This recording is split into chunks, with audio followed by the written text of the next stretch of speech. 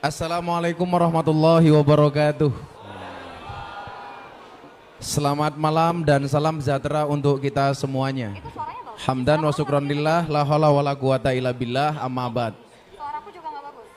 Bapak Gubernur yang saya hormati, yang beliau belum berkenan duduk di depan. Tapi dari sekian banyak, beliau ini adalah satu-satunya orang yang sudah meninggalkan dunia hitam. Buktinya apa? Rambutnya putih semua. Semoga Pak Gubernur panjang umur, amin. Saya tahu sosok beliau ini sejak beliau menjadi bupati di Kutai Timur. Seorang pemimpin yang memimpin cukup dengan canda dan tawa. Saya punya teori, orang itu kalau cerdas biasanya selera humornya tinggi. Contoh Gus Dur, ya mungkin kayak Pak Isran. Orang itu kalau cerdas biasanya selera humornya tinggi. Tetapi kalau orang suka humor itu belum tentu cerdas. Saya ulangi, orang itu kalau cerdas selera humornya tinggi. Contohnya Gus Dur, kalau di sini ada Pak Isran. Tapi kalau suka humor belum tentu cerdas. Lah saya dulu pernah di-unfollow sama artis gara-gara ngasih contoh. Saya guyon sama Deddy Corbuzier, orang itu kalau selera humornya tinggi belum tentu cerdas. Contohnya siapa? Tukul. Lah Mas Tukul marah sama saya waktu itu. Dan seluruh pengunjung Magara yang berbahagia, malam hari ini saya bersyukur bisa datang di tempat ini. Maka saya buka dengan kalimat, bila teman membuatmu kecewa, bila pasangan membuatmu terluka, dan bila corona membuatmu menderita, yakinlah Gus Miftah hadir dengan membawa cinta. Cintaku padamu seperti air kencing di dalam kolam renang. Maksudnya apa? Wujudnya tidak nampak tapi hangatnya bisa dirasakan. Kalau nggak percaya silakan dicoba. Kawan-kawan, sahabat-sahabat saya, hari ini kita masuk di satu era yang dideklarasikan di Jepang pada bulan April. Satu era yang disebut dengan era 5.0, era society 5.0, 5.0. Salah satu karakteristik dari era ini adalah bahwa segala sesuatu based on media sosial. Makanya hari ini hampir nggak ada pemuda-pemudi yang tidak punya medsos, apapun itu bentuknya. Entah itu Instagram, apalagi kayak mas-mas band ini jelas wajah-wajah tiktokers. Ya. Walaupun followernya nggak banyak ya. Hampir semuanya. Yang perlu kita pahami adalah 10 tahun yang lalu seorang seperti Hari Tanu, pendiri MNC Group, ketika ingin membuat televisi, media TV, dia harus menggelontorkan modal 500 miliar sampai 1 triliun. Supaya mempunyai stasiun televisi. Hari ini orang pengen punya TV itu nggak harus mengeluarkan uang 500 miliar sampai 1 triliun. Semua yang hadir malam hari ini berpotensi punya TV. Melalui apa? Melalui HP yang kita miliki masing-masing. Apapun merek HP-mu. Makanya banyak teman-teman Samarinda ini kalau Imlek itu ikut merayakan. Saya tanya, kenapa kamu merayakan Imlek? Apakah mbahmu Cina? Enggak. Nenek moyangmu Cina? Enggak. Orang tuamu Cina? Enggak. Kenapa kamu merayakan Imlek? Karena HP saya HP Cina. Xiaomi dan lain sebagainya. Kita hari ini pengen kemudian dikenal orang, bisa membranding dirinya sendiri. Cukup dengan menggunakan media sosial yang kita miliki. Saya ingat betul, tahun 2015 dapat undangan dari Kick Andy untuk share pengalaman saya kajian di klub malam, di kafe dan di lokalisasi. Sebagaimana yang Anda pahami, saya masuk lokalisasi sejak tahun 2000. Kalau hari ini tahun 2022 berarti saya bergaul dengan para PSK sudah 22 tahun. Saya masuk klub malam sejak tahun 2007. Artinya hampir 2006. Artinya hampir 16 tahun saya membersamai anak-anak di klub malam. Bersama mbak-mbak pemandu karaoke. Kalau istilah kerennya LC. Kalau di Jawa Timur namanya Purel, perempuan rela diusel-usel. Yang mereka bekerja di puskesmas. Apa itu puskesmas? Pusat kesenangan mas-mas. Kalau di Balikpapan insya Allah karaoke-nya karaoke keluarga. Keluarga berantakan. Sudah sekian lama. Waktu itu Kick Andy minta sama saya untuk sharing terhadap pengalaman saya dakwah di klub malam. Tapi saya tolak. Waktu itu belum rame, belum ada Instagram. Masih BBM lah, BlackBerry Messenger. Kemudian muncul lagi namanya Pet. Ingat ya Pet dan lain sebagainya. Saya menolak. Ketika saya ditanya sama mbak-mbak PSK, Abah, mereka manggil saya Abah. Kenapa Abah nggak mau diundang televisi? Waktu itu jawaban saya adalah, Allah menciptakan Miftah tidak untuk menjadi orang terkenal, tapi untuk mengenalkan Allah kepada mereka yang belum kenal. Waktu itu visi saya. Jadi saya nggak mau kemudian dianggap menjadikan mbak-mbak PSK sebagai komoditas saya untuk terkenal. Saya nggak mau. Jangan sampai ada anggapan saya ngaji di lokalisasi maupun di klub malam itu sebagai saya batu pijakan untuk menjadi orang terkenal. Maka saya nggak mau. Sampai kemudian takdir berkata lain tahun 2018. Saya kajian seperti biasa di klub malam di Bali, Bose VVIP Club. Dihadiri 500 mbak-mbak yang orang bilang pakaiannya seksi. Tapi saya bilang itu tidak seksi, hanya salah kostum. Karena mbaknya tingginya 170 cm, pakaiannya hanya 120 cm. Itu enggak seksi. Tapi Anda santai saja. Sekarang cewek seksi di mata cowok itu biasa-biasa saja. Justru yang laku cewek yang agak gemuk. Kenapa? Cowok sekarang lebih suka dengan cewek yang agak gemuk daripada cewek seksi. Karena cewek seksi hanya fokus kepada penampilan, tidak pernah fokus kepada perasaan. Nah. Beda kalau cowok yang dicari sekarang yang six pack kayak saya, yang kurus. Kenapa? Makan saja tidak tambah apalagi pasangan. Tadi teman-teman kadisnya Pak Gubernur tanya sama saya, Gus Miftah istrinya berapa? Saya bilang 1. Karena saya punya prinsip, lelaki yang hebat bukan lelaki yang mencintai banyak wanita, tetapi mencintai satu wanita dengan banyak cara. Kenapa saya ngomong seperti itu? Jelas, karena direkam kamera.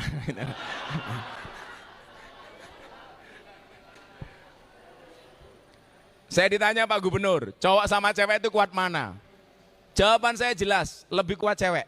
Buktinya apa? Seorang laki-laki berani menghadapi ribuan ekor lebah untuk membawa sebotol madu. Tapi seorang laki-laki tidak berani menghadapi seorang istri untuk membawa seorang madu. Wah, nggak mungkin berani. Makanya kalau kalian pengen membedakan madu yang asli sama palsu, tanya sama saya. Madu taruh di atas meja, dirubung semut, palsu. Artinya apa? Pasti ada gulanya. Madu taruh botol dikocok, kok dia goyang palsu, berarti ada airnya.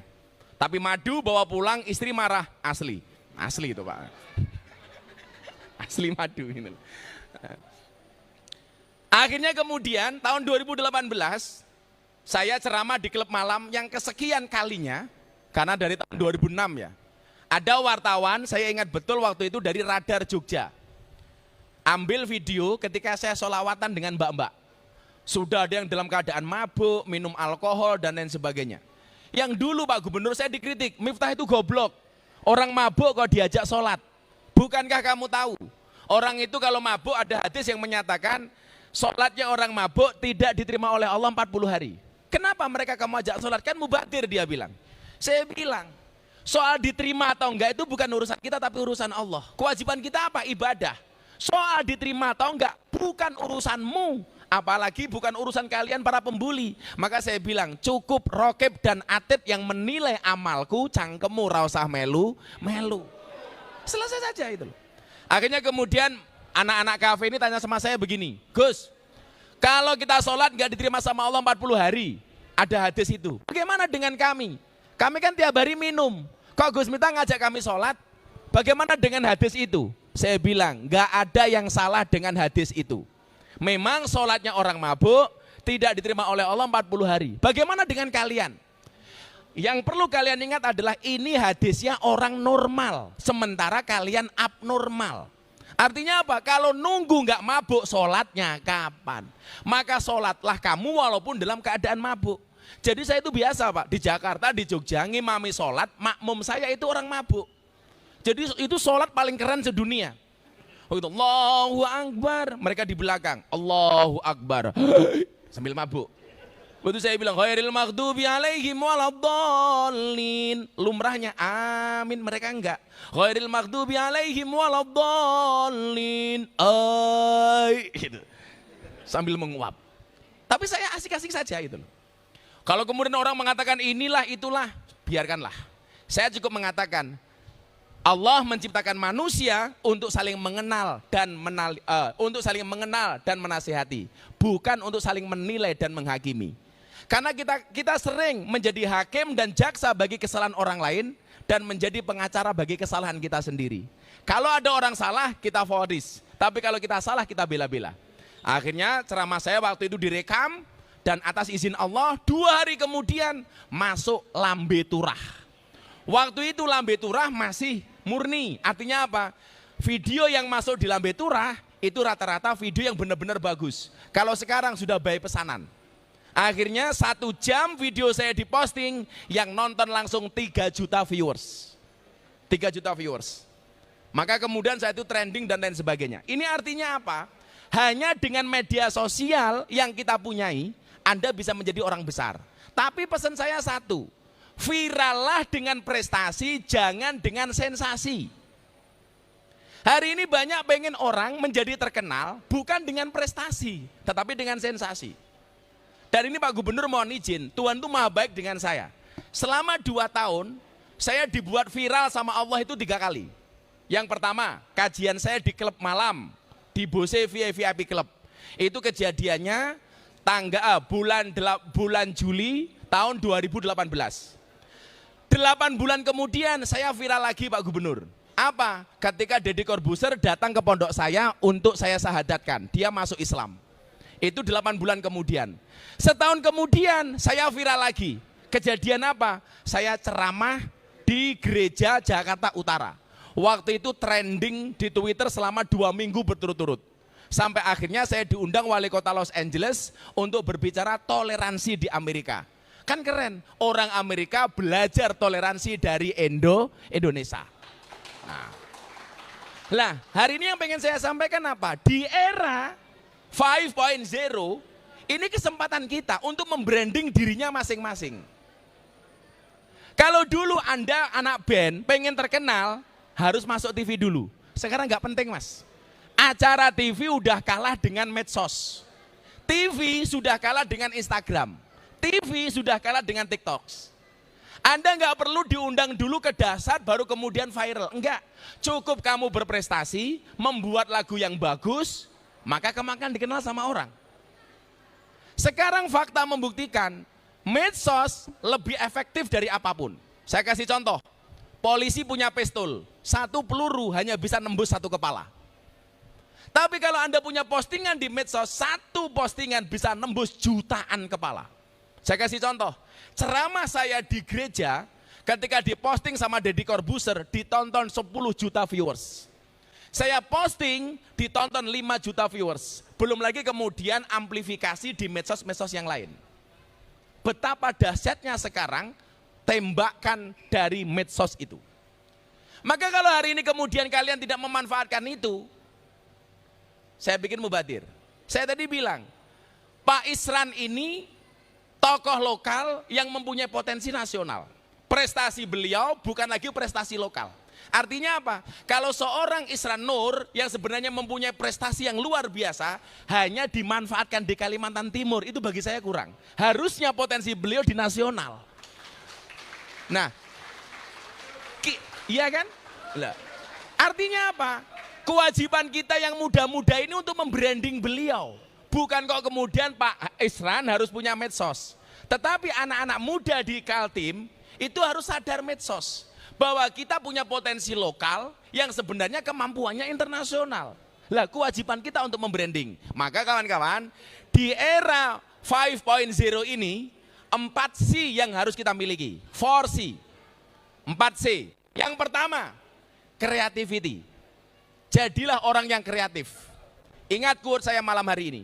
Kalau kamu terlahir tidak menjadi orang yang pintar dan cerdas, maka kamu harus, kalau kamu terlahir tidak menjadi orang kaya dan cerdas, maka kamu harus menjadi orang kreatif dan pekerja keras. Orang kreatif. Saya punya teman yang hanya bermodalkan pas-pasan, tapi dia kreatif, akhirnya menjadi orang besar. Menjadi orang besar. Modalnya adalah kreativitas. Saya kasih contoh artis yang sangat kontroversi, Nikita Mirzani. Yang besok saya tanggal 24 ada kajian bersama teman-teman artis yang versi dia. Jadi anak-anak gila dan lain sebagainya, aneh-aneh lah, saya ajak ngaji.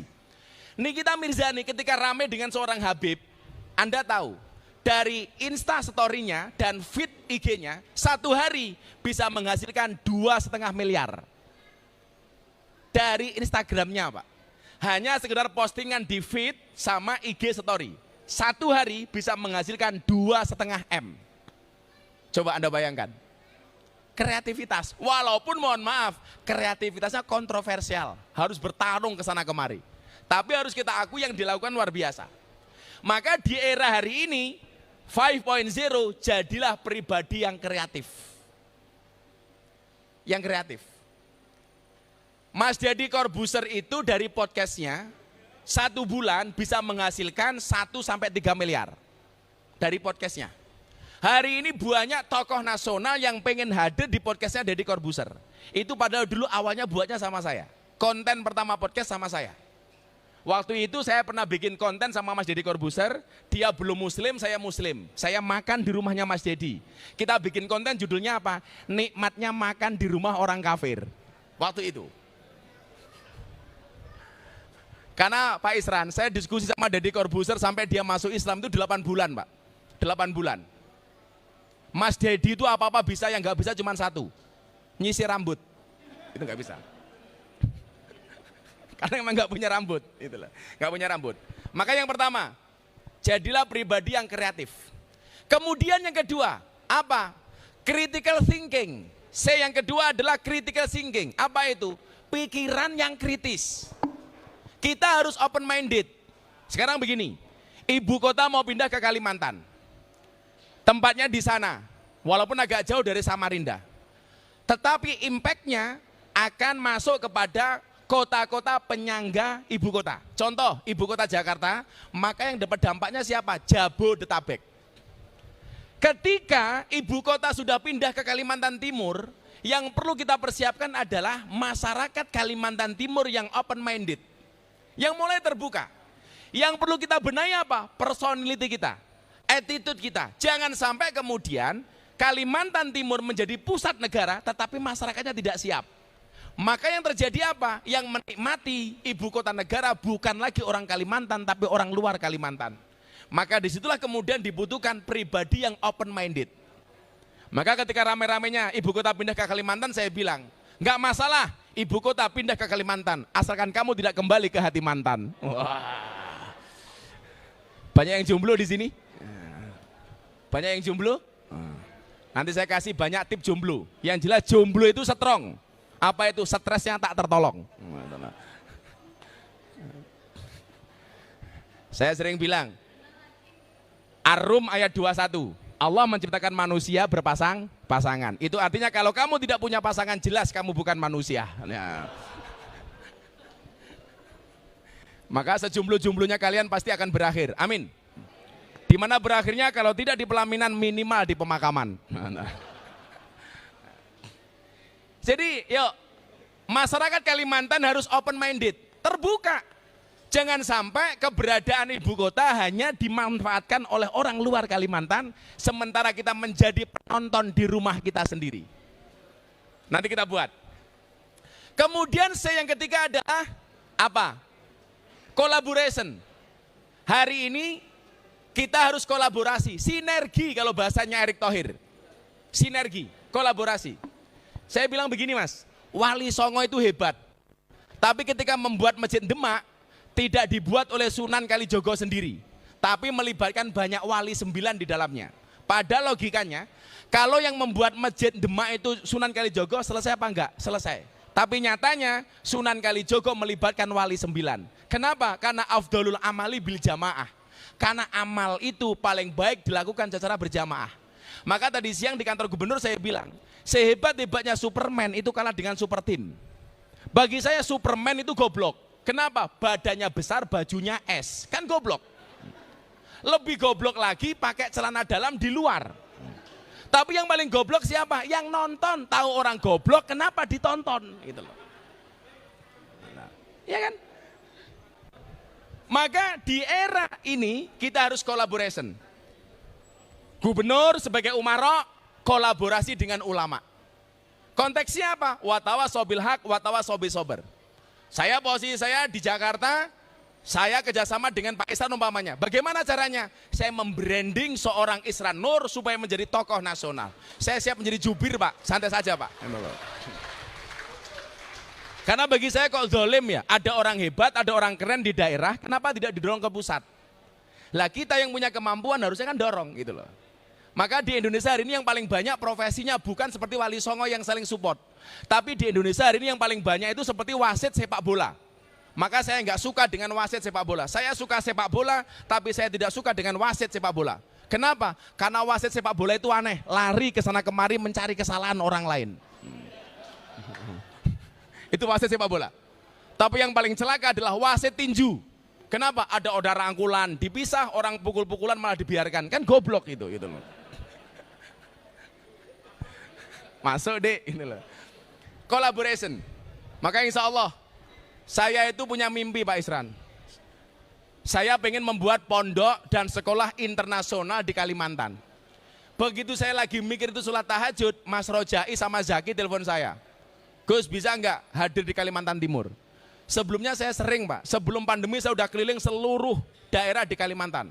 Saya sekali roadshow di Kalimantan biasanya 20 kota. Saya singgah di Kalimantan Timur waktu itu di Sangatta, Kutai Timur, Tenggarong, Balikpapan. Yang tadi siang saya ceritakan, ada mantan PSK, tobat gara-gara pengajian saya, kemudian dia membuat usaha cuci motor bidadari. Lah, di Balikpapan. Waktu itu saya hadir di Balikpapan, pengen pengajian bersama saya, tapi sama panitia ditolak. Kenapa? Karena pakaiannya seksi, karena celananya seperti ini. Saya bilang sama panitia, kalau mbak-mbak cuci motor itu nggak boleh pengajian sama saya nggak akan naik panggung. Akhirnya sama panitia dipersilakan mbak-mbak yang dengan pakaian seperti itu ikut pengajian saya di Balikpapan. Kalau saya nyantai kok Pak Gub, itulah alasan kenapa saya selalu pakai kacamata hitam. Supaya kalau ngelirik paha tidak kelihatan. Nah itu. Oh itu matamu. Kenapa saya pakai kacamata? Karena kalau pakai kaca jendela berat. Itu. Collaboration. Kemudian yang keempat adalah communication, creativity, critical thinking, collaboration, dan communication. Sekarang orang sehebat apapun tapi nggak bisa ngomong, nggak akan didengar Pak. Maka banyak orang alim, banyak orang yang pintar sebenarnya, tetapi tidak dilandasi dengan retorika yang bagus, tidak bisa diterima sama orang. Kita belajar dari Bung Karno. Bung Karno itu kenapa menjadi orang yang sangat-sangat fenomenal? Karena mempunyai bahasa retorika yang luar biasa. Maka 4 hal ini kalau Anda praktekkan, di era ini insya Allah Anda tidak akan pernah ketinggalan. Kenapa? Karena basic dari semua itu adalah teknologi. Teknologi. Maka cukup saya sampaikan, itulah bedanya Jerman, Jepang, dan Gus Miftah. Jerman membuat mobil, Jepang membuat robot, Gus Miftah membuat tangan. Lah, itu era 5.0. Barangkali seperti itu pancingan saya, Mbak, Mas. MC, kamu malah pacaran. Kalian berdua itu seperti Indomaret dan Alfamaret. Maksudnya apa? Berdekatan sih tapi nggak pernah jadian. Iya.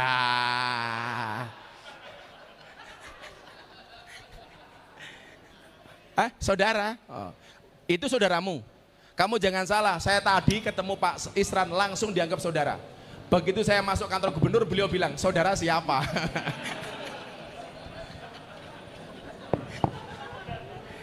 Mbak, saya mau tanya jawab saja. Silakan Anda bertanya, saya jawab. Ini di sini ada Miyako, iya. Ada 3 door prize. Kalau penanyanya lebih dari 3, satu orang yang bertanya saya kasih uang 500.000. Dari uang saya sendiri. Mantap. Nah, tuh kesempatan. Ini ada door prize 3, yang pertanyaannya sama saya bagus, satu orang saya kasih 500.000. Saya batasi sampai 10 orang. Gak boleh, masalah, cuma 5 juta. Langsung angkat tangan yang mau bertanya. Ini beneran bertanya ya, jangan karena uangnya ya. Iya. Ini ada yang bertanya, oke silakan. Pak, boleh berdiri Pak? Silakan Pak, boleh Baik, berdiri. terima kasih. Coba asisten saya ke sini, dompet saya dibawa ke sini. Mas Aris, mana Mas Aris? Mas Aris, ayo, mana? Santai, Satu orang saya kasih 500.000, maksimal 10 orang 5 juta. Nah, santai. Besok pagi saya sarapan sama gubernur, minta ganti. Oh, iya. Santai. Mumpung masih ada, Pak. Assalamualaikum warahmatullahi wabarakatuh. Waalaikumsalam. Terima kasih, alhamdulillah, wa syukurillah. La haula wala quwata illa billahil azim. Kehormatan bagi saya Gus Miftah. Biasa cuma favorit di YouTube, saya lihat sekarang live. Singkat saja Pak Miftah.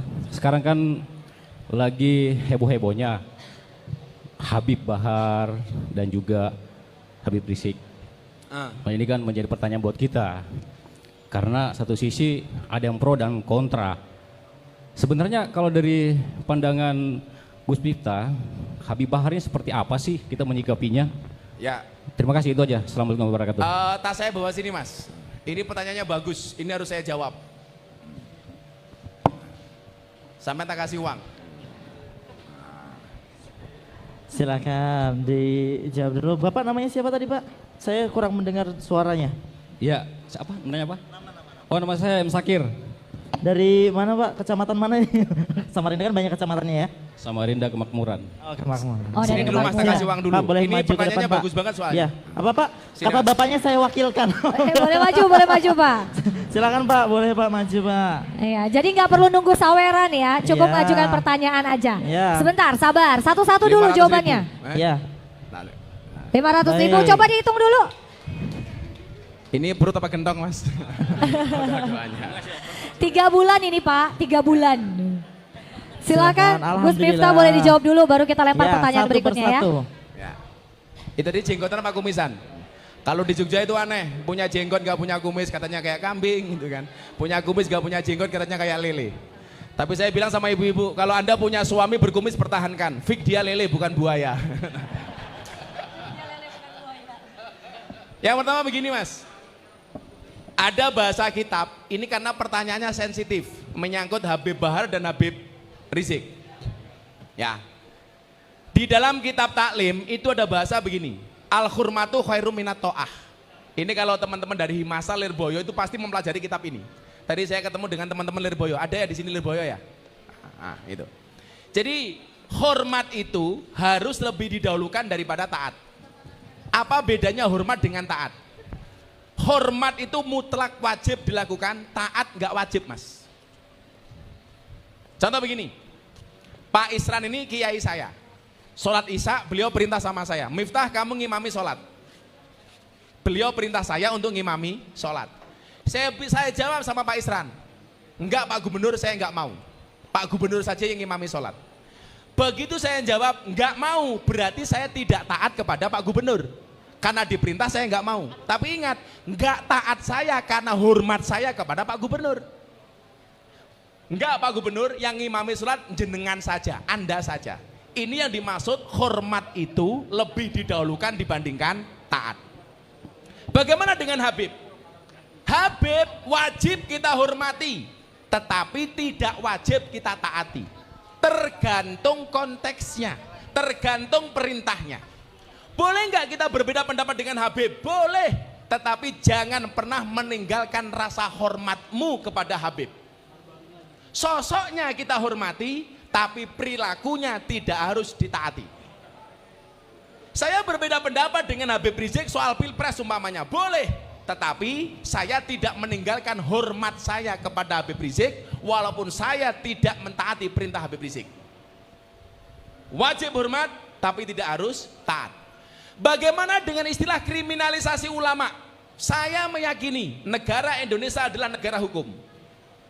Kalau ada ulama, kiai, habib, ustadz ditangkap polisi, saya meyakini pasti karena ada unsur di dalamnya. Saya nggak sepakat bahasa kriminalisasi ulama karena bangsa ini sangat menghormati ulama. Bahkan penasihat presiden juga ulama. Habib Lutfi bin Yahya Pekalongan juga ulama. Kalau hari ini ada ulama yang ditangkap, bagi saya bukan kriminalisasi ulama, tapi proses hukum terhadap ulama yang kriminal. Tadi siang saya contohkan sama Pak Gubernur, kriminalisasi ulama itu kalau Gubernur Isran Nur ngundang Gus Miftah untuk ceramah, pulang tidak diamplopi, lah itu kriminalisasi. Itu melanggar KUHP pasal 378, penipuan. Tapi kalau di amplopi isinya cuma sedikit, pasalnya beda. 352, perbuatan tidak menyenangkan.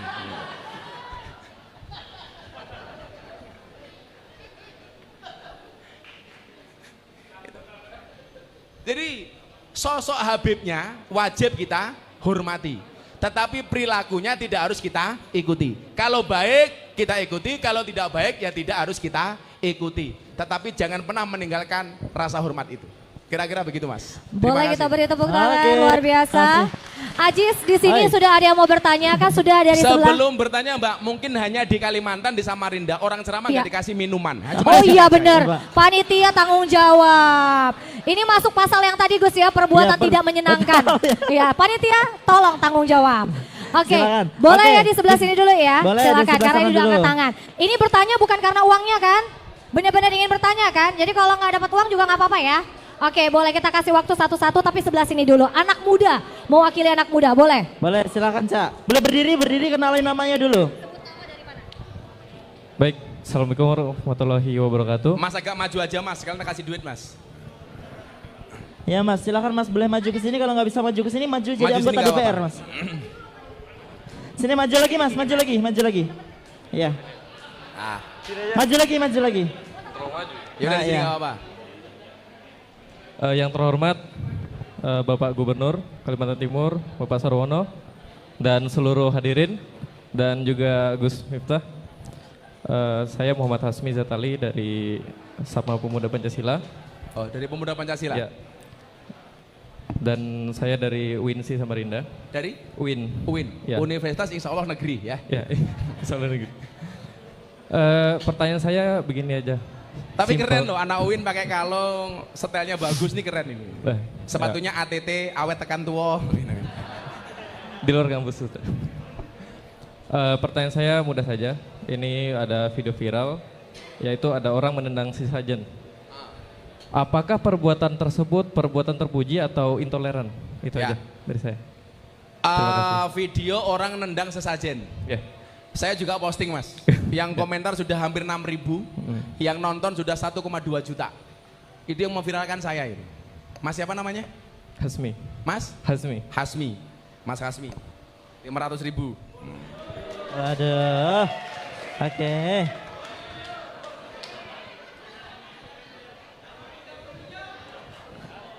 Sabar yang lainnya ya.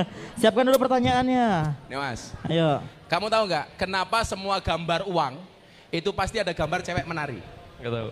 100.000 ada gambar cewek menari, 50.000 cewek menari, 20.000, 10.000, 5.000 sampai 2.000. Semuanya ada gambar cewek menari.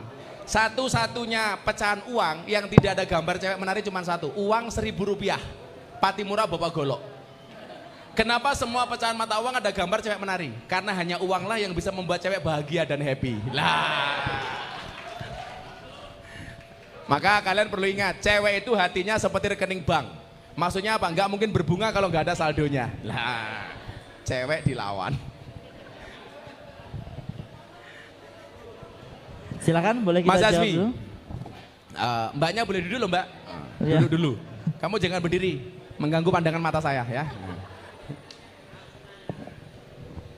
Mas Hasmi, saya juga posting perilaku seseorang tidak dikenal membuang sesaji di Semeru, Lumajang. Itu kebetulan bupatinya kawan saya.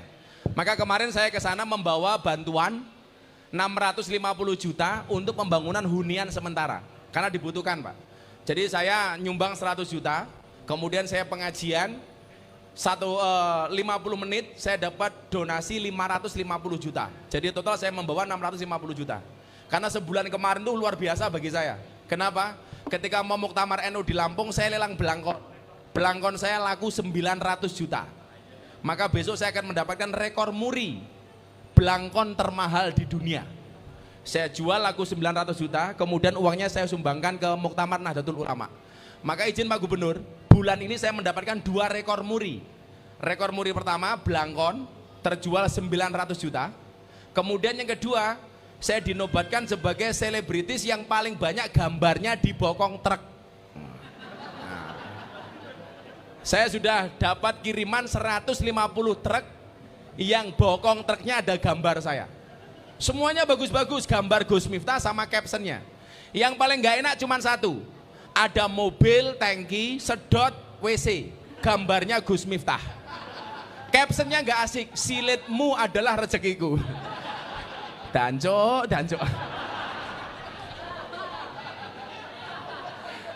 Tapi saya nggak masalah, itu ekspresi rasa cinta mereka kepada saya.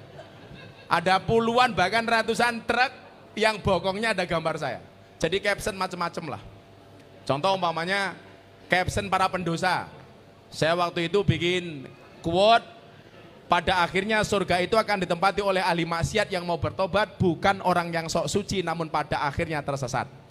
Ketika corona datang, saya bikin quote, bukan ombaknya yang besar, tetapi perahunya yang terlalu kecil. Bukan musibahnya yang besar, tetapi iman kita yang terlalu lemah. Jadi saya sering menggunakan quote-quote itu untuk berdakwah. Kembali kepada masalah sesaji, Mas. Anda tahu, saya menggunakan belangkon itu sejak kapan? Sejak 2006, gara-gara Bantul gempa bumi, Mas. Kenapa saya menggunakan belangkon? Ini sarkas sindiran, bahwa agama dan budaya itu seharusnya nggak usah dibentur-benturkan. Maka kita harus memahami mana budaya, mana agama. Contoh, Mas Asmi, perintah nutup aurat itu agama apa budaya, Mas? Agama. Cara menutup aurat itu budaya apa agama? Budaya. Orang Arab, hei orang Arab, tutup auratmu. Bagaimana cara orang Arab nutup aurat? Menggunakan jubah. Pertanyaan saya, apakah orang Samarinda harus menggunakan jubah kayak orang Arab? Boleh pakai, boleh tidak. Tapi tolong sesuaikan dengan pekerjaan. Pekerjaannya cari naik pohon kelapa, kok pakai jubah, bahaya, Mas. Belulunya nambah loro. Gitu loh. Ya kan? Pekerjaannya narik becak, kok pakai jubah, bahaya. Narik rem bisa salah. Karena becak itu remnya di bawah sadel. Anda pakai jubah, malah nggak berhenti, Mas. Gitu loh. Salah yang ditarik. Pekerjaannya nambang pasir di sungai, pakai jubah, little body, silite gatel kelebon wedi. Maka harus disesuaikan. Begitu masuk ke Indonesia, boleh pakai baju hem kayak Mas Sarwono, boleh pakai celana jeans setan demit iblis, boleh. Boleh pakai sarung kayak Mas santri ini, PMII ini. Kamu PMII kan? Kelihatan, wajahnya kayak proposal.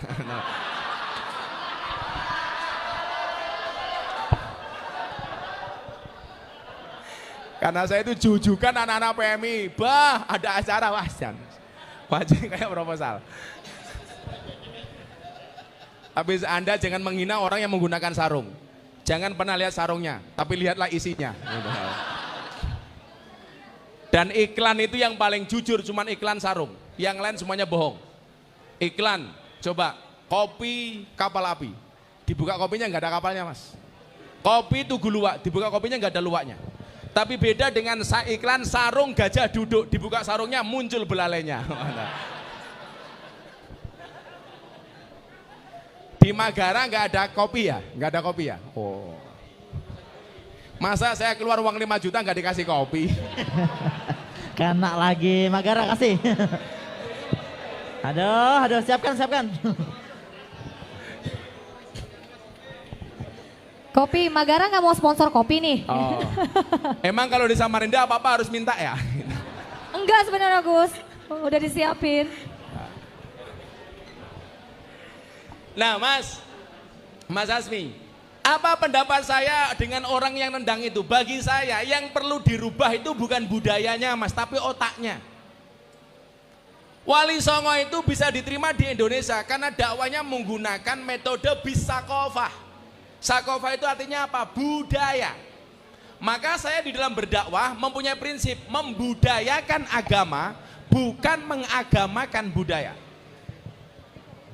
Songkok yang Anda pakai itu budaya Indonesia, maka namanya songkok nasional.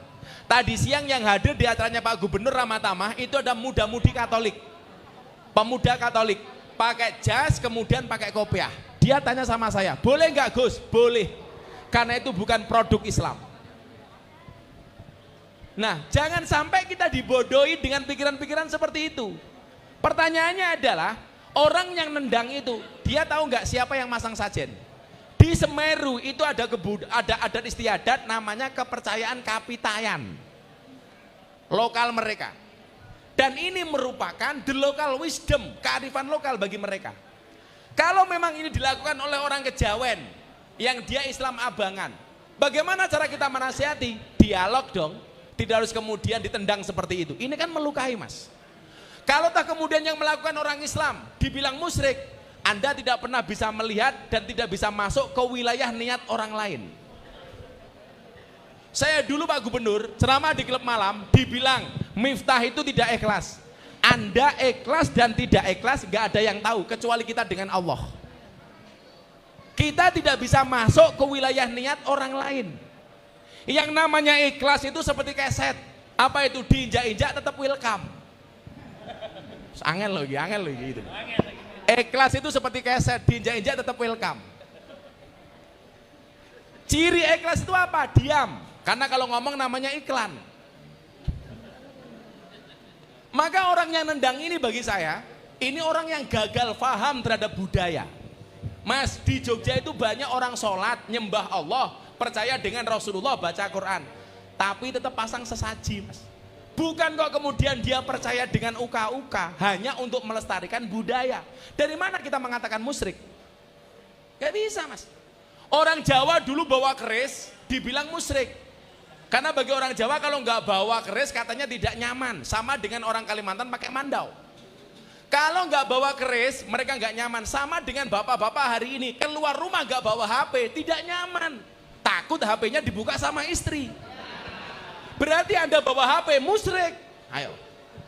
Karena Anda nyaman kalau bawa HP. Apakah pola pikirnya seperti itu? Kan tidak, Pak. OTT KPK sekarang kalah menakutkan daripada OTT HP di tangan istri, Pak. Saya kemarin guyon sama Mas Sandiaga Uno sama Mas Erick Thohir. Saya bilang, besok di akhirat kita bangga. Kenapa? Karena hari ini malaikat Raqib dan Atid tidak pernah mencatat amal kebaikan dan keburukan manusia. Kenapa? Karena semua amal baik dan amal buruk kita catat di HP kita masing-masing. Maka begitu hari penghitungan besok dihisap oleh malaikat kita bangga. Malaikat nggak punya catatan saya. Begitu malaikat datang dia langsung teriak, buka HP-mu, modar. Semuanya ada di situ.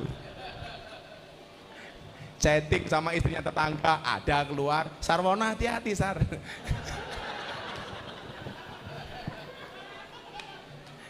Saya tidak setuju, Mas. Bagi saya ini orang gagal paham. Maka catatan saya adalah yang perlu dirubah itu otak dan pemikirannya, bukan budayanya. Gitu Mas Hasmi ya. Kita rawat kearifan lokal. Kayak orang Dayak dengan kearifannya kita pertahankan. Jangan sampai kita pergi ke Jakarta kemudian Anda orang Dayak melupakan budayamu sebagai orang Dayak. Saya nggak setuju. Anda orang Jawa tetap mempertahankan dengan budaya Jawanya. Dan itu bukan berarti musyrik gitu loh. Orang pasang kembang bukan berarti musyrik. Kalau Anda mau pengajian sama saya, kenapa ada istilah kembang? Ada istilah menyan, ada istilah ingkung, ada istilah tumpeng dan lain sebagainya. Itu ada filosofinya, Mas. Nah, tapi itu kuliahnya 4 SKS, berbayar ya. Kamu malah saya bayar. Ya sekarang yang cewek, jangan cowok terus. Boleh yang cewek. Boleh. Sekarang yang cewek. Yang cewek Selain ibu-ibu. panitia, selain panitia. Yang paling ujung boleh? Boleh, sebelah kiri saya. Silakan, yang diminta cewek ya, gantian nanti cowok boleh lagi setelah Cewek ini. dulu Pak. Iya. Insya Allah Pak ya. Siap, ayo. Boleh Silakan. maju dulu. Sebut nama dan dari mana? Sebelah sini, sebelah sini. Ayo, biar kelihatan. Nah, silakan perkenalkan diri dulu. Silakan, nggak apa-apa kalau yang mau masukkan meja dulu boleh, katanya nggak enak Magara nggak ngasih kopi deh tadi. Kami ucapkan terima kasih juga untuk teman-teman dari Full Color Band serta ada teman-teman dari Etam TV hari ini. Silakan sayang, boleh sebut nama dari mana? Assalamualaikum warahmatullahi wabarakatuh. Waalaikumsalam. Mbak Nama siapa saya- namanya? Vina. Siapa? Vina. Vina. Vina siapa? Loh, Vina Aminah. Vina Aminah. Mbak Vina tolong jangan dekat-dekat ya, nanti sayang loh. Boleh jaga jarak berarti. Jaga jarak. Pertanyaan saya berkaitan dengan profesi yang kadang saya lakukan, ngajar senam. Profesinya apa? Kerja sambil ngajar senam. Kerja ngajar juga. senam atau kerja sambil ngajar senam? Iya, kerja Loh, juga. iya, yang mana? Kerja juga, ngajar senam juga. Status? Bersuami. Apa? Status Status jomblo, nikah? sudah menikah. Sudah menikah. Sudah menikah. Alhamdulillah. Sudah punya anak? Sudah. Oh. yang saya ingin tanyakan, ada sebagian ulama yang mengharamkan tentang musik. Tentang Musik. musik. Menurut Gus Miftah itu, dari pandangan Gus Miftah sendiri gimana? Saya ingin mendengar langsung tentang Musik itu haram kalau pakai R. Musrik. Iya, ada sebagian ulama yang mengatakan tentang musik itu haram. Gimana? Terus kamu galau gara-gara itu gitu. Iya, kadang dilema karena kadang ikut pengajian, ada yang memang terlalu menganggap kalau kita musik yang gimana-gimana gitu nggak boleh.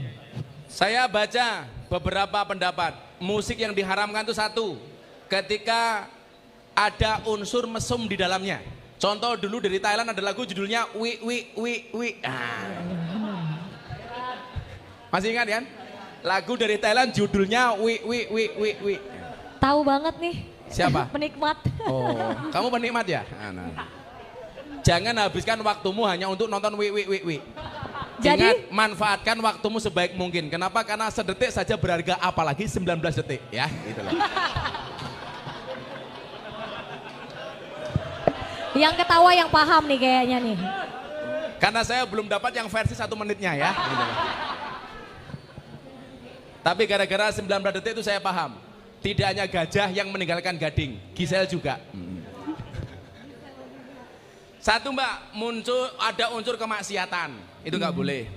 Kalau lagu-lagu yang kemudian mengingatkan kita kepada Allah, nggak ada masalah, nggak ada masalah. Tapi coba anda pahami ya, kita itu sering gagal paham. Lagu Arab pasti dianggap sholawat, itu anda salah. Saya pernah dikasih curhat sama Via Valen, gara-gara dia pernah didemo sama orang menyanyikan lagu Din As-Salam di panggung dangdutan. Via Valen curhat sama saya. Gus, boleh nggak menyanyikan Din As-Salam di panggung dangdutan? Saya jawab boleh. Kenapa? Karena Din As-Salam itu bukan solawatan. Itu qasidah Arab tapi bukan solawat. Lah gobloknya kita seolah-olah kalau qasidah Arab itu pasti dianggap solawat. Din As-Salam itu artinya lagu agama damai, agama selamat. Itu bukan solawat. Jangankan nyanyi di panggung dangdutan, ya mohon maaf, sorry to say, sambil ngising itu boleh. Anda di WC sambil nyanyi Din As-Salam boleh kok. Mbak Vina di WC sambil nyanyi. Itu boleh. Kila hadil mata fi masa cerot boleh. Tapi ada ya lagu bukan sholawat tapi nggak pantas dinyanyikan di toilet umpamanya. Lagu Man Ana. Itu kan lagu penghormatan kepada guru. Man ana itu bukan sholawat, tapi jangan dinyanyikan di toilet. Berarti kita menghilangkan rasa hormat kepada guru. Nanti Vina di toilet sambil nyanyi man ana itu nggak boleh itu. Ingat ya, tidak semua lagu Arab itu sholawat. Yang jadi patokan saya adalah kalimatnya Jalaluddin Al-Rumi.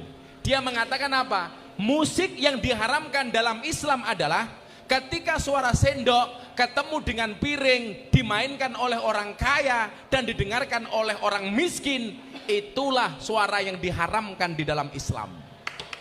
Kalau saya itu, Anda makan enak-enak sementara di luar banyak pengemis kamu diam, itulah musik yang diharamkan dalam Islam. Di luar itu nggak ada masalah. Kalau gara-gara lagu, kayak lagunya kawan saya The Massive itu, yang apa namanya syukuri apa adanya, haramnya di mana? Tapi memang saya nggak suka beberapa lagu. Ada lagu judulnya hoak, saya nggak suka. Tahu nggak lagu judulnya hoak? Hidup senang walaupun tak punya uang, itu hoak. Hoak. Jadi secara umum bagi saya nggak ada yang diharamkan dalam musik. Maka saya bermusik. Saya bermusik. Ini kalau soundnya bagus saya nyanyi, tapi soundnya jelek banget. Masa kelasnya Magaradi Samarinda soundnya buosok, itu gak asik banget. Itulah bedanya cewek dengan sound system. Sound system dimodali kelihatan wujudnya, cewek dimodali diambil temannya. 500.000 untuk Vina. Siap. Mbak Vina, tahu nggak? Tadi pertanyaan itu sebenarnya pertanyaan dari teman-teman full color loh ya. Tapi nggak apa-apa, mungkin itu keresahan dirimu juga ya. Mbak Vina. Ya, karena juga ayo pasang dulu jadi taruhannya guru senam berapa. ya. Oh jangan gitu dong Gus Miftah, nanti saya Siap. ikutan soalnya. Makasih Mbak. Terima kasih Terima banyak. kasih. Boleh Sudah. lagi Gus Miftah? Boleh, Ada boleh. lagi? Boleh. Silakan Gus Miftah boleh Nah, tunjuk. Silakan. Tapi nanti kopinya mana? Oh iya, Siap, benar. siap. Magara mohon izin nih. Boleh. Mejanya udah dari tadi tapi kopinya belum ada. Kayaknya kopinya masih ngambil dari kapal api. Iya, ini kopinya kopi luwak. Kebetulan Iya, kopi. mesti cari luwaknya ya. Ya sudah Oke. datang, silakan. Silakan. Itu ibu-ibu Nah. dulu, ibu-ibu dulu itu. Ibu-ibu Oke, boleh. ibu-ibu dulu. Mana? Ibu mana? Yang ini. Ya oke, silakan. Boleh Ibu maju, silakan Ibu. Dekat sama Gus Silakan, Miftah ya, sama Gus Miftah. Perkenalkan namanya dulu, lalu Ya. pertanyaannya. Tunggu sebentar, biar Gus Miftah seruput kopinya dulu ya. Ya. Iya. Ibu kesini sendirian aja Bu? Sendirian aja? Sama siapa? Tadi tapi sesuatu yang saya pengen tanyakan. Oke, Oh, ada. sama teman-teman tadi Kamu di siapa sini namanya? ya. Caca. Caca. Ya, Caca. saya minggir. Nanti saya diprotes lagi. Kamu Nggak tahu boleh nggak deket. kenapa saya suka ngopi? Kenapa? Karena kopi itu mengajarkan kepada saya Hmm? pahit dan manis bertemu di dalam kehangatan. Asik. Sama hangatnya dengan suasana kita malam hari ini. Boleh tepuk tangan sekali lagi untuk Iya. kita semua. Silakan Ibu. Pak Gubernur Islam itu seperti kopi. Gimana, Pahit gimana? sih tapi banyak yang suka. Aduh. Oke. Silakan Ibu boleh bertanya. Ya, Assalamualaikum warahmatullahi wabarakatuh. Waalaikumsalam. Terima Bu- kasih atas Bu siapa kesempatan. namanya? Ibu Riana Pak, saya seorang, Ibu Diana. ya Ibu Riana. Satu hal, saya sangat nantikan bertemu dengan Ustadz yang penuh kontroversial ini. Mohon maaf sebelumnya, saya sering memperhatikan baik itu di media sosial maupun di YouTube dan sebagainya, bagaimana sepak terjang Ustadz Miftah. Dan mungkin Bapak tahu Pak Nasuha, supir Bapak yang di Jogja, yang sering ngantar Bapak. Namanya bukan Asuka, salah orang Bu. si Pak siapa? Siapa? Lupa saya Pak. Pokoknya Sopir yang saya ada namanya Singo, ada namanya Sultan. Sultan nggak salah Pak, sering ngantar saya kalau saya ke Ada Jogja. apa kamu dengan Sultan? Enggak ada Pak.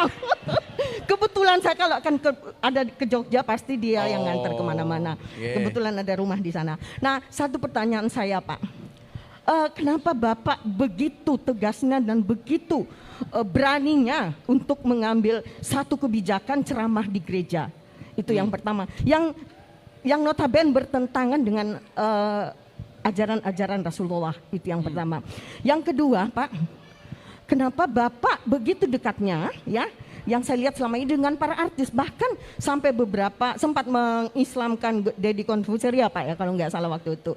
Yang Dan saya nggak- Islamkan artis itu ada Deddy Corbuzier, ada DJ Katy Butterfly. Iya, Butterfly. Itu dari Ha-ha. Thailand yang dulu kalau dia nge-DJ mohon maaf, cuman pakai BH dan pakai celana dalam tok. Iya betul. Jadi kalau dia nge-DJ di mana-mana seperti itu. Tapi Ibu tahu, Ha-ha. si DJ Katy Butterfly itu setiap kali mendengarkan adzan hatinya nyaman. Nyaman. Makanya terang. dia ikut kajian sama saya akhirnya masuk Islam. Nah, kemudian yang terakhir Pak, boleh bagi ilmunya Pak? Apa? Bagi ilmu Bapak. Bagi? Bagi ilmu. Jangankan ilmu uang saja saya kasih Bu. Artinya gini Pak, ilmu bagaimana caranya ya Pak ya, untuk menjadi seorang ustadz yang kontroversial. Jujur aja saya kepengen menjadi seorang ustazah Pak, dalam rangka ke sana, insya Allah mungkin. Tapi yang saya inginkan Pak saat ini, boleh saya minta kontak version Bapak? Cie. Saya nggak suka yang tua Bu. Iya, saya bukan mempelajari masalah itu Iya, ya Pak. iya, Bu, iya. Saya kepengen belajar ilmu. Iya. Ilmu akhirat. Iya Bu. Ilmu akhiratnya Pak. Itu mungkin ya Ibu Pak masih ya. punya suami? Iya, insya Allah ada di Jogja Pak. Alhamdulillah. Ya, Cangkemmu tolong dijawab. Bu, di sini dulu ya. Ya. Yang pertama soal ceramah di gereja. Saya punya prototipe model seorang ulama yang biasa ceramah di gereja. Salah satu guru saya adalah Maulana Habib Lutfi bin Yahya Pekalongan. Iya, betul. Beliau juga ceramah di gereja. Iya. Maka begitu saya dibully waktu itu gara-gara ceramah saya di gereja, yang membela saya adalah Maulana Habib Lutfi bin Yahya Pekalongan. Dan saya sampaikan, orang lain mau ngomong apa terserah selama guru saya mendukung saya. Karena al ilmu bila sayhin fasayhu seton. Ilmu tanpa guru, gurunya setan. Tapi ingat, salah milih guru, gurunya mbahnya setan. Dan saya punya guru. Guru saya never mind. It's okay. Maka saya lanjutkan. Yang kedua, ada orang mengatakan, masuk tempat ibadah agama orang lain itu kafir. Saya gampang Bu, ya syahadat lagi, selesai toh. Orang kafir 70 tahun membaca la ilaha illallah sekali, itu terbakar kekafirannya. Lah tiap malam saya tahlilan kok dibilang kafir, ada-ada saja. Orang mengatakan begini, kalau masuk tempat ibadah agama lain itu dibilang kafir, berarti banyak orang Jogja dan Jawa Tengah dan orang Indonesia yang kafir. Kenapa? Karena mereka masuk Prambanan dan Candi Borobudur. Salahnya di mana? Gak ada masalah. Nanti kalau ada riwayat gak? Ulama-ulama Kairo yang masuk ke gereja? Banyak. Banyak. Maka begini, satu ayat dipandang oleh orang yang berbeda, maka akan menghasilkan tafsir yang berbeda. Contoh begini, ada orang tabrakan di jalan, yang melihat saya, Ustadz, Pak Isran, gubernur, polisi, sama makelar. Satu kejadiannya sama, dari kacamata yang berbeda, itu akan menimbulkan tafsir yang berbeda. Begitu tabrakan, saya sebagai Ustadz mengatakan, inna lillahi wa inna ilaihi roji'un. Pak Isran, sebagai pejabat, dia langsung akan mengutus orang-orangnya. Coba dilihat, kalau dia meninggal tolong diurus administrasi kematiannya dan lain sebagainya. Gubernur, birokratis, lumrah. Yang lihat polisi, begitu ketabrakan, apa pendapatnya Bu? Ini pasti ngelanggar lampu merah. Sarwono, makelar, beda lagi. Ini motornya masih laku 5 juta Pak. Kejadiannya sama, yang melihat berbeda, maka melahirkan cara pandang yang berbeda. Demikian juga termasuk hukum masuk gereja. Dan saya termasuk orang yang mengatakan boleh dan tidak menjadikan saya kafir. Kalau toh kemudian dianggap kafir, saya syahadat lagi. Tapi nyeleneh. Ibu tahu nggak? Saya sudah ratusan orang yang saya syahadatkan. Istrinya Bian Bagindas yang menyahadatkan saya. Deddy Corbuzier, saya. DJ kita Butterfly, saya. Kemarin saya ceramah di gereja, ateis dari Belanda masuk Islam, saya. Ada orang Islandia, saya posting di IG saya, namanya Audur Linda. Dia seorang ateis. Saya tanya, kenapa kamu ateis? Because God is nothing, dia bilang. Religion is fiction. We are believe in science, not in God. Ketemu saya 10 menit masuk Islam. Saya di Australia ada Canberra, namanya Antonio Sekodori, datang ke Jogja, jauh-jauh dari Australia. Minta saya Islamkan. Gara-gara apa? Dia mengatakan your Islam is enjoy, relax, happy. Pertanyaannya adalah, sekian banyak yang saya sahadatkan, masa gara-gara saya masuk gereja dibilang kafir? Waduh, dolanmu kurang adoh bro. Temenmu kurang banyak gitu loh. Kopimu kekentelen gitu loh. Tidak semudah itu. Jangan gampang mengkafirkan orang hanya gara-gara beda pendapat. Kemudian yang kedua Bu, soal apa tadi? Soal artis. Bu, saya penampilan kalau ngaji sama artis itu begini Bu. Saya banyak dikritik. Miftah itu borjuis, barangnya branded dan lain sebagainya. Ibu bisa bedakan saya kalau ngaji di klub malam, di kafe, ketemu artis sama saya pengajian di Berau, saya pengajian di Tenggarong, di desa-desa Bu. Penampilan saya beda Bu. Saya punya kaidah dakwah begini. Kalau gara-gara yang kamu pakai, orang tidak mendengarkan ceramahmu, berarti menggunakan pakaian yang bagus hukumnya wajib. Saya dulu punya pengajian sosialita Bu. Di Jakarta ada yang namanya BPJS, Barisan Para Janda Sosialita. Wow. Kalau di Samarinda banyak BPJS, Budget Pas-Pasan Jiwa Sosialita. Wow. Saya juga BPJS, Buruan Para Janda Sosialita. Kata Pak Sarwono banyak janda di sini Pak. Rojali, rombongan janda liar. Kalau hanya gara-gara atribut yang kita pakai kita dihinakan orang, maka menggunakan atribut yang mahal hukumnya wajib. Kalau yang dihina miftahnya nggak ada masalah Bu, tapi kalau yang dihina Islamnya saya nggak terima Bu. Kalau yang dihina dakwah saya nggak terima. Maka supaya saya didengar oleh mereka, saya berpenampilan yang keren. Kan asik Bu. Kalau saya masuk ke teman-teman artis, mereka borjuis. Saya datang dengan keadaan kasihan. Mereka mikir Bu, iki miftah punya uang apa enggak? Sarungnya ngelinting, sepatunya ATT. Waduh, kasihan.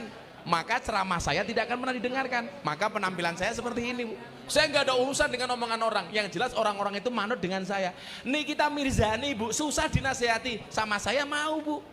Karena saya tahu caranya. Oh Nikita orangnya seperti ini. Nikita Mirzani itu 3 bulan lagi tamat dari Gontor SMP Bu. Maka saya bilang, saya bersyukur kamu nggak tamat dari Gontor. Maka jadi artis, kalau tamat Mama Dedeh. Jadi ini sekedar metodologi. Khatibun nas biqadri uqulihim. Berbicara kepada manusia sesuai dengan kemampuannya, termasuk dandanannya Bu, sama. Salah satu teknik dan metodologi. Saya dengan seperti ini alhamdulillah begitu banyak artis yang saya guide. Termasuk Mas Atta Halilintar, begitu dia menikah yang diminta untuk nasihat pernikahan saya Bu. Kan begitu Bu. Terima kasih ya Bu. Ini Terima kasih usianya banyak. kolonial tapi selera milenial. Oke 500 baik, ribu. terima Iya, kasih. Boleh tapi kita saya kasih tepuk tangan sedekahkan lagi. ke Bapak Rodatullah. Silahkan Bapak Rodatullah, saya serahkan. Siapa Rojatullah itu? Itu pengurus BMH Oh, kok kamu Yayasan suka- Paskas. Kamu suka-suka nunjuk orang, kamu itu siapa? Baik, terima Terima kasih kasih Ibu. ya, Pak. Makasih Bu. Terima Ya, kasih. terima kasih. Ya, jadi ini diberikan lagi udah dapat Ibu, diberikan Ya. lagi kepada yang membutuhkan. Ha-ha. Gus Miftah mohon izin karena sebenarnya waktu kita itu sampai jam 10. Sekarang sudah jam 10. Sekarang Satu pertanyaan terakhir. Boleh kalau Boleh, gitu. Satu kita akan- pertanyaan terakhir. Katanya dari teman-teman panitia Ya. minta yang paling belakang. Yang Bagaimana? paling Sudah ada di belakang. bagian Belakang, belakang? yang belakang. Yang paling Boleh, belakang tadi silakan belum maju. Silakan maju yang Maju, ditunjuk langsung oleh maju, siapa panitia. cepat dah. Mohon Yang izin pa- Bapak yang ditunjuk Yang paling panitia. belakang Pak dulu. Maju, Ya. maju yang ditunjuk Silakan. panitia maju. Silakan. Iya. Oke, yang mau aja maju langsung, Iya. yuk. Silakan Mas. Panitia Nah, yang sudah dapat. menunjuk. Nah, betul. Silakan, boleh, Perkenalkan Mas. dulu namanya, Sebut lalu nama. pertanyaannya. Singkat saja ya, silakan. Mas siapa namanya? Nama saya Dede Samsoni, Mas. Dede? Dede Samsoni. Samsoni. Iya. Mana Dek? Bagaimana menurut Gus Miftah tentang STMJ, sholat terus maksiat jalan? Wow, STMJ, sholatnya terus maksiatnya jalan. Iya. Kalau kamu juga STMJ, sholat terus mabuk jalan. Ya Ra? Ini bagus ini. Coba ya, sini Mas. Oh iya. Kategori manusia menurut Gus Miftah. Yang pertama, perintah dilaksanakan, larangan ditinggalkan. Ini manusia paling sempurna. Bener terus gak pernah salah.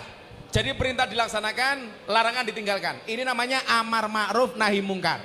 Yang kedua, dia sholat tapi masih mau maksiat. Namanya STMJ, sholatnya terus maksiatnya jalan. Ini namanya apa? Amar ma'ruf nyambi mungkar. Artinya apa? Kalau kamu masih senang dengan maksiat, maka pesan saya jangan pernah tinggalkan sholat. Kalau kamu belum bosan dengan maksiat, jangan pernah bosan dengan sholat. Sholat, maksiat, sholat, maksiat, sholat, maksiat.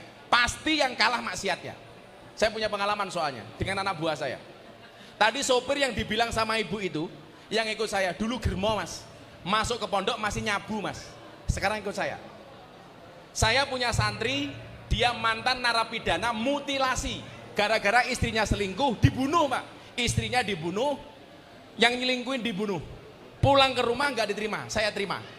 Maka itulah alasan kenapa saya dapat julukan Gus Miftah Presiden para pendosa. Maka banyak truk-truk tulisannya Gus Miftah Presiden para pendosa. Maka kalau kamu belum berhenti maksiat, jangan pernah berhenti sholat. Yang paling celaka nomor 3, maksiat terus tapi nggak pernah mau sholat. Maka kalau kamu belum bisa menjadi yang pertama, minimal menjadi yang kedua. Amar ma'ruf nyambi mungkar. 500 ribu. Wah. Penaman gue duit. Enak banget ya, terima kasih. Wah. Oke, baik ini adalah pertanyaan 3. terakhir ya, insya Allah ya. Kita akan mengakhiri, sudah habis Bapak waktunya. 5, Iya. makasih ya Mas. Kita, Pertanyaan kritis satu lagi Pak. oke, Oke, baik kita setelah cukupkan. Saya ini- terserah Hah? panitia, terserah panitia. Bagaimana panitia masih boleh? Oh mohon izin tidak boleh. Mohon izin Iya, Bapak. mohon izin ya, panitia Pak, ya. bilang tidak boleh ya. Iya, Oke. saya ikut panitia. Mohon izin nanti boleh Ya. bisik sama Gus Miftah tapi setelah acara. Ini boleh. Setelah Nanti. acara boleh Bapak ya? Nanti boleh. Iya. Oke, teman-teman kita Silakan, masuk Bapak, sesi boleh foto duduk. setelah ini. Sebentar Mbak, Pak Gubernur kayaknya ini menarik Pak Gubernur. Nanti kita buat di seluruh Kalimantan Pak Gubernur ya. Boleh ya. Tapi diganti Setelah ini, Pak, setelah ini, diganti. setelah ini Bapak, setelah ini Ya. ya, di luar Aman, acara aman. karena ini Ya, disiarkan nanti secara setelah ini, langsung. boleh, Mohon izin ya silakan Bapak duduk ya. dulu. Ya. Setelah ini boleh nanti mungkin off kamera, boleh ngobrol sama Miftah Oke Mbak, kalau masih ada waktu. saya akhiri dulu. Iya, Ya. silakan Akhiri dulu. Gus. Saya terima kasih semuanya atas hadirnya. Saya itu punya acara di Jakarta, itu judulnya Orasi. Obrolan seputar realita dan masalah hati. Rule of the game-nya adalah boleh semua agama, dengan semua pakaian, tidak harus berjilbab. Salah satu isinya adalah kajian kebangsaan. Maka saya berharap acara-acara seperti ini bagaimana kemudian kita berbangsa dan bernegara secara happy dan menyenangkan, itu kita bisa bawa ke seluruh Indonesia termasuk di Kalimantan Timur. Maka malam hari ini ada Pak Gubernur, saya mohon izin Pak Gubernur, acara ini saya pikir menarik, tanya jawab soal apapun tanpa harus menggurui dan tanpa harus ada yang merasa tersakiti. Maka kawan-kawan saya sampaikan satu hal barangkali sebagai penutup, dalam kitab Hikam disebutkan begini, Ar-roja'u ma koronau amalun wa ila fahuwa umniyatun. Yang namanya harapan itu adalah satu keinginan yang diwujudkan dengan amal dan perbuatan. Kalau kamu punya keinginan tapi nggak diwujudkan dengan amal dan perbuatan, itu namanya bukan harapan, tetapi angan-angan. Maka advice saya adalah bermimpilah dalam hidup, jangan hidup dalam mimpi. Ingat, hidup di dunia tidak semudah membolak-balikkan tangan, tapi dengan tangan kita bisa membolak-balikkan dunia. Jangan pernah menghina orang lain. Kenapa? Karena masa depan itu seperti sekumpulan tempe. Artinya apa? Tidak ada yang tahu. Nah, kalau hidupmu diselimuti masalah, bersyukurlah, berarti kamu masih manusia. Karena kalau diselimuti wijen namanya onde-onde. Terima kasih. Assalamualaikum warahmatullahi wabarakatuh.